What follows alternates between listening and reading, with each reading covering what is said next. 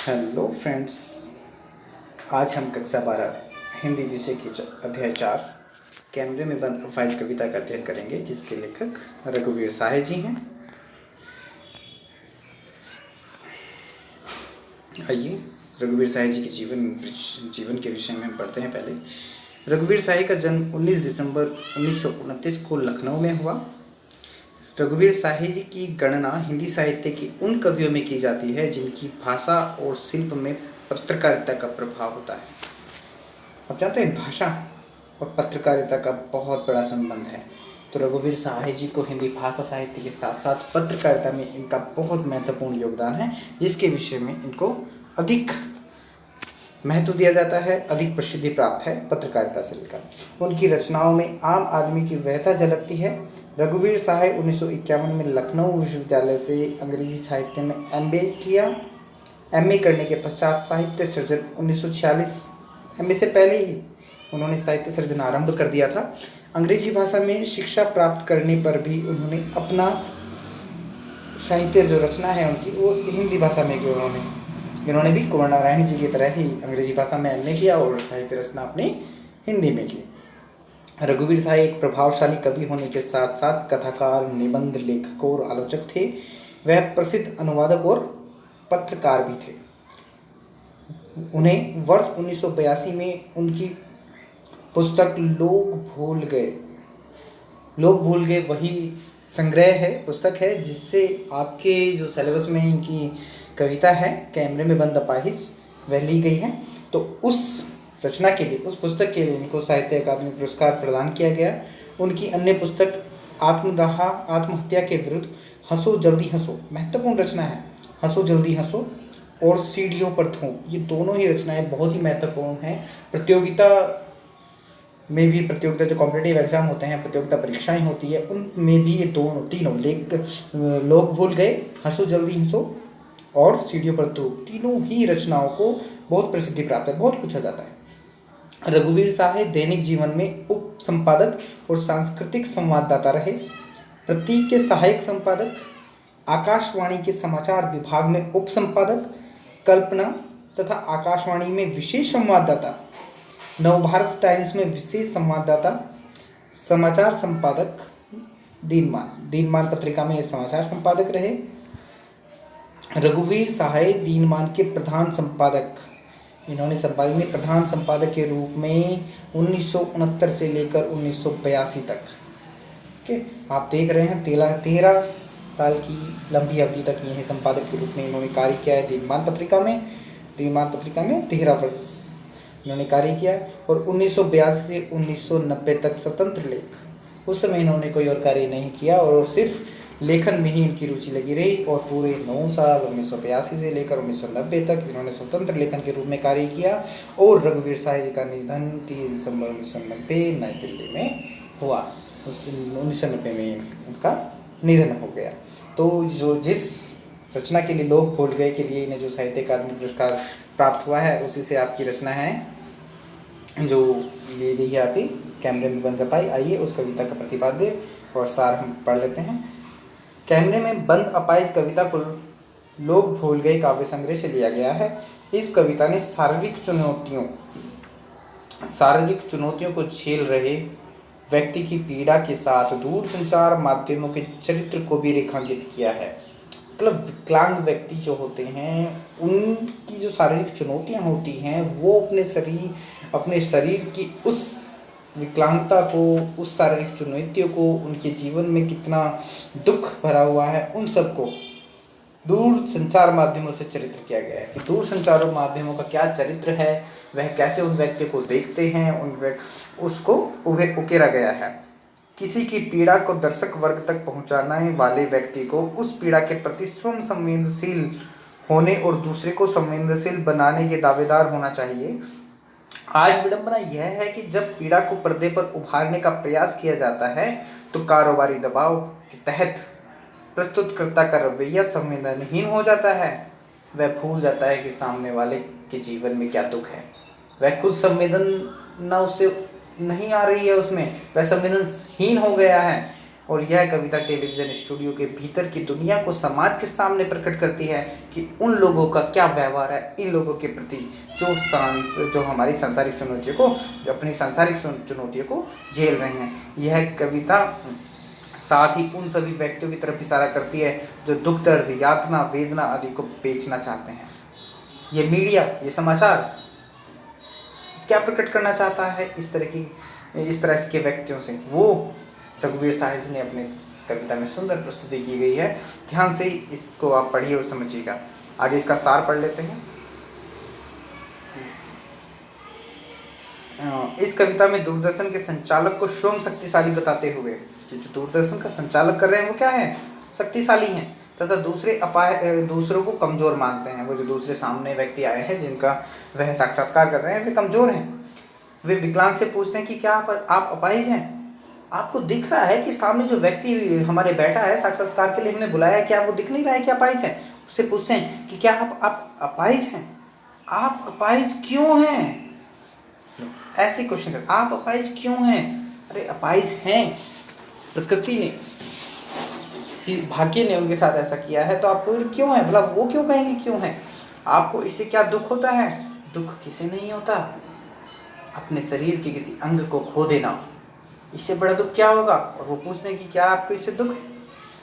ऊपर से वह दुख भी जल्दी बताइए क्योंकि समय नहीं है। आप उससे क्वेश्चन करते हैं कि आपको क्या दुख है, कितना दुख है, आप उसको हमें बताइएगा क्योंकि जल्दी हमारे पास समय नहीं है। प्रश्नकर्ता के इन सभी प्रश्नों के उत्तर अपने हिसाब से चाहता है और उत्तर उनको वैसे चाहिए जैसे उन्होंने कल्पना की हुई है। वो अपने हिसाब से चाहता है, वो श्रोताओं को वही देना चाहता है जो उसके विचार है, उसके मन में है, उसकी कल्पनाओं में है। इतने प्रश्नों से विकलांग घबरा जाता है। आखिरकार प्रश्नों की ताबड़तोड़ बौछार उसके ऊपर संवाददाता ने कर दी है तो वह घबरा जाता है। प्रश्नकर्ता अपने कार्यक्रम को रोचक बनाने के लिए रुलाने की कोशिश करता है ताकि दर्शकों में करुणा भाव जाग सके, दर्शक उसके दुख से दुखी हो सकें।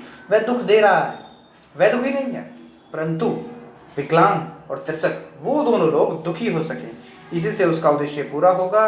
वह इसे सामाजिक उद्देश्य कहता है, परंतु पर्दे पर वक्त की कीमत है। वाक्य उसके व्यापार की पोल खोल देता है। ये प्रोल नहीं है, ये पोल है, स्पेलिंग मिस्टेक हुई है, उसकी पोल खोल देता है। तो देखिए कविता कितनी संवेदना से भरी हुई है, परंतु संपादक साक्षात्कार ले रहे हैं जो दूरदर्शन का संचालक है वो बिल्कुल संवेदनहीन है। तो आइए कविता को पढ़ते हैं। कैमरे में बंद अपाहिज। हम दूरदर्शन पर बोलेंगे, हम समर्थ शक्तिवान। कौन? संचालक, दूरदर्शन का संचालक कह रहा है कि हम दूरदर्शन पर बोलेंगे और हम समर्थ शक्तिवान हैं। हम एक दुर्बल को लाएंगे। दुर्बल, विकलांग व्यक्ति को दुर्बल कहा गया है। एक बंद कमरे में जहाँ वो साक्षात्कार लेंगे, उस दूरदर्शन के अपने चैनल में एक बंद कमरे में उसको बैठाएंगे और उससे पूछेंगे तो क्या आप अपाहिज हैं? तो आप क्यों अपाहिज हैं? एक व्यक्ति को लाएंगे जो विकलांग है, जिसका जीवन पूरा दुख से भरा हुआ है, वो अपाहिज है और उसी से पूछ रहे हैं कि क्या आप अपाहिज हैं? आप अपाहिज क्यों हैं? आगे, आपका अपाहिजपन तो दुख देता होगा। मतलब एक व्यक्ति का पूरा जीवन दुख से भरा हुआ है और उससे पूछा जा रहा है कि ये अपाहिजपन तो आपको दुख देता होगा। कितनी संवेदनहीन बात यहाँ पर कही गई है। उन सबको दृष्टिगत करते हुए पूरी संवेदनहीनता का प्रदर्शन यहाँ दूरदर्शन संचालक के द्वारा किया गया है। उसे कैमरा दिखाकर इसे बड़ा बड़ा, हाँ तो बताइए आपका दुख क्या है, जल्दी बताइए, वह दुख बताइए, बता नहीं पाएगा, ये सब दर्शाया गया है कि उस पर दबाव डाला जा रहा है कि हमारे पास समय कम है। हम आपसे जो प्रश्न कर रहे हैं आप उसको साफ साफ हमारे सामने रखिए। कितना ही एक दृश्य दर्शाया गया है, संवेदनहीनता को पूरी तरह से दिखाया गया है। आगे कहते हैं, सोचिए, बताइए आपको अपाहिज होकर कैसा लगता है? आखिर कैसा लगता होगा एक व्यक्ति को अपाहिज होने के पश्चात? अरे उसका पूरा जीवन तो दुख से भर गया है, संवेदनाओं से भरा है, कल्पना से परे है, और वे कहते हैं कि कैसा लगता है, यानी कैसा लगता है? हम खुद इशारे से बताएंगे कि कैसा। अब संचालक खुद कह रहा है कि अब आप वो बोलिए जो हम आपको दिखा रहे हैं, आपको कैसे दुख लग रहा है, आप कितने दुखी हैं, आपका जीवन कितना दुख दर्द में भरा हुआ है, वो आप उस तरह बताएंगे जैसा हम चाहते हैं। थोड़ी कोशिश करिए, थोड़ी कोशिश करिए। वह उस विकलांग व्यक्ति से कहते हैं कि थोड़ी कोशिश करिए, वह अवसर खो देंगे, मतलब वह जो समय वो नहीं बता पा रहा है, घबरा गया है, तो वो कह रहे हैं कि आप जानते हैं कि कार्यक्रम रोचक बनाने के वास्ते हम पूछ पूछ कर उसको रुला देंगे, इंतजार करते हैं आप भी उसके रो पड़ने का। मतलब वो चाहते हैं कि उससे इतना दबाव डालते हैं, इतना प्रेशर डालते हैं कि वो रो पड़े, अपने उस दुख को सोचकर, अपनी कल्पनाओं मिलाकर, अपने भावों से अपने दुखों के भावों को उजागर कर सके और उसके रोने भर से आपके मन में भी करुणा उत्पन्न हो सके, आपके मन में भी करुणा का भाव जाग सके, आपके आंखों में भी आंसू आ सके। वो चाहते हैं, दूरदर्शन के संचालक यही कहना चाहते हैं कि उसके दुख से आप भी दुखी हो जाएं। आइए फिर हम पर्दे पर दिखलाएंगे फूली हुई आँख। फूली हुई आँख क्या है? मतलब उस व्यक्ति को इतना रुलाएंगे कि उसकी आंखें सूज जाएं, फूल जाएं, बड़ी हो जाएं। एक बड़ी तस्वीर उसकी आंखों की, बहुत बड़ी तस्वीर, और उसके होंठों पर कसमसाहट, थर्राना, डर जाना, घबरा जाना उसके होंठों को दिखाएंगे, आंखों को दिखाएंगे। आंखें सूख चुकी हैं, वो कितने दुख से पूरा भर चुका है। आशा है कि आप उसकी अपंगता की पीड़ा मानेंगे और कोशिश करके दर्शक धीरज रखिए, देखिए हम दोनों एक सा रुला, मतलब दर्शक को भी रुलाएंगे और साक्षात्कार देने वाले उस विकलांग की आंखों को दोनों ने सुझा ही दिया है। आप और वह दोनों, आप मतलब दर्शकगण जो दूरदर्शन को देख रहे हैं, वह और विकलांग। कैमरा बस करो, नहीं हुआ, रहने दो, मतलब वह नहीं रो रहा है, और यदि वो दुख को नहीं दिखा रहा है तो उसको कह रहा है कि जल्दी बस करो, रहने दो, पर्दे पर वक्त की कीमत है। मतलब उस व्यक्ति के जीवन में इतना दुख है, उस संवेदना को भूलते हुए, संवेदनहीनता का प्रदर्शन करते हुए कह रहे हैं कि पर्दे पर वक्त की कीमत है, इतना समय मत लगाओ, जल्दी रो, जल्दी अपना दुख प्रकट करो। अब मुस्कुराएंगे हम। आप देख रहे थे सामाजिक उद्देश्य से युक्त कार्यक्रम, बस थोड़ी ही कसर रह गई, धन्यवाद। मतलब वो कहना चाहते हैं कि आप लोग जो देख रहे थे सामाजिक उद्देश्य से युक्त कार्यक्रम था, और हम उस व्यक्ति का दुख प्रदर्शन करने में थोड़ी सी हमें कमी रह गई है, थोड़ी सी कसर रह गई है, परंतु हमने इतना उसके साथ इतनी क्वेश्चन किए, उसको करुणा रस में डुबोया, आपको करुणा रस में डुबोया और दिखा दिया कि इस दूरदर्शन के तहत हम क्या क्या कर सकते हैं। मतलब यहाँ पर करुणा रस को भी बेचा जा रहा है, एक विकलांग व्यक्ति के भावों को बेचा जा रहा है यहाँ पर, और कुछ नहीं। किसी की संवेदनाओं से उन्हें कोई मतलब नहीं, किसी प्रकार से किसी का सहयोग नहीं करना, कुछ नहीं करना, संवेदनाओं को नहीं उबाना, लेकिन संवेदनहीन बनना है। यही हमारा मीडिया है, यही हमारा दूरदर्शन है। तो जानिए, समझिए, ऐसी इस तरह का व्यवहार किसी व्यक्ति के साथ ना करें। व्यक्ति के जीवन में जो कठिनाइयाँ आ रही हैं, वह उससे धैर्य रखते हुए धीरज के साथ अपने जीवन को जीना चाहिए, और जितना आपको प्राप्त है वही पर्याप्त है। इस उद्देश्य के साथ खुश रहिए। आप मंगल कामनाओं के सहित आपको अंत में रघुवीर साहे जी की पिक्चर के साथ उनके कोटेशन को बताते हैं।